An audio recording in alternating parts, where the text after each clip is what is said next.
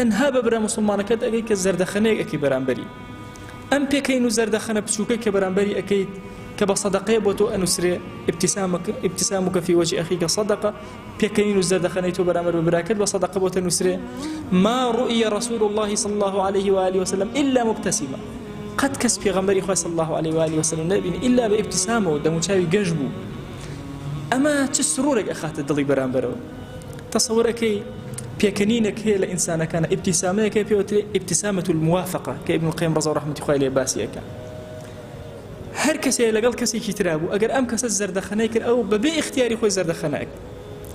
چۆن گریانی موافقەمان هەیە کەسێک ئەگری تۆ تەحمل ناکەی جارێ لە تەلەڤیزیۆن نبینی کەسێکی فەقیر و هەژارە بینی ئەگرێ تۆ لێرەوە فرمێسێک بەچاوتەیەتە خوارەوە ئەمە پێوتێ ئیبتیسام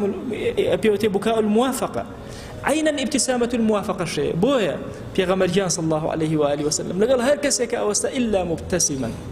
زەردەخەنەیەک جۆرێ دەموچاو گەشی بە پێغەمبەری خوا صلی الله عليه و آله وسلم دیار بوو بۆی سرورێ بخاتە دڵی بەرامبەرەکەەوە و خۆشیێ بخاتە دڵی بەرامبەرەکەەوە ئەمە یەکەمین کارێکی بچووکە کە بە هەمومان ئەکرێ پەخشی ئیبتیسامە و سەلام بۆ هەموو ئینسانێک بڵاوکەینەوە